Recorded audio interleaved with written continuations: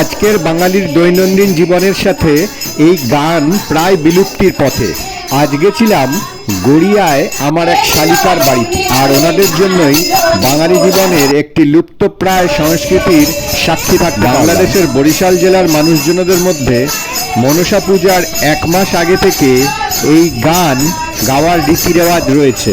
ভালো করে শুনে দেখুন, এনারা যে গানগুলো গাইছেন এখন বাংলা গানে বহুল প্রচলিত গানগুলির মধ্যে অনেকগুলি রয়েছে এর মধ্যে। প্রোগ্রাম শেষে এনাদের অনেকের সাথেই কথা বললাম, জানলাম এনাদের অনেকেরই হাজবেন্ড কলকাতার বাইরে কাজ করতেন, ছেলেমেয়ে মানুষ করেছেন, এখন তারা প্রতিষ্ঠিত।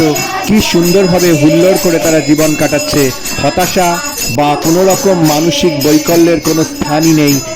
এনাদের মধ্যে সবচেয়ে বয়স্ক যিনি, উনি পুরো ব্যাপারটার নেতৃত্ব দিচ্ছেন। ধর্মকর্ম ও সামাজিক মেলবন্ধনের এক অপূর্ব অনুষ্ঠানের সঙ্গে সাক্ষী থেকে আপনাদেরকেও সাক্ষী করলাম মনের জানলার মাধ্যমে। ধর্মকর্ম বা পরপারের কড়ির কথা নয়, যার যার নিজের মনের মধ্যেই রইল, কিন্তু এরকম সুন্দর একটি পুরনো সামাজিক প্রথা এই বয়স্ক মানুষগুলোকে একত্রিত করেছে এবং নিজেদের মতো করে গান বাজনা করে সময় কাটাতে কি সুন্দর একটি ব্যবস্থা।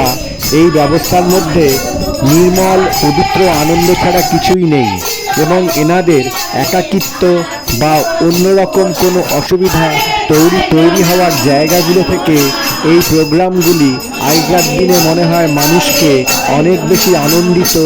আমরা আজকের যুগে খালি বলি এনজয় এনজয়, কিন্তু এনজয়মেন্ট এনারা এইভাবেও একটি সামাজিক প্রথার মাধ্যমে করতেন। এবং প্রত্যেকের সঙ্গে কথা বলার পর মনে হলো এই বয়স্ক মানুষগুলি চেহারাতেই বয়স্ক, প্রত্যেকেই যথেষ্ট আনন্দের সাথে রয়েছেন এবং গান বাজনা এবং ঠাকুর সংকীর্তনের মধ্যে একটি নির্মল আনন্দের কথাও আমাকে শোনালেন। মনের জানলায় আজকের মতো এইটুকুই।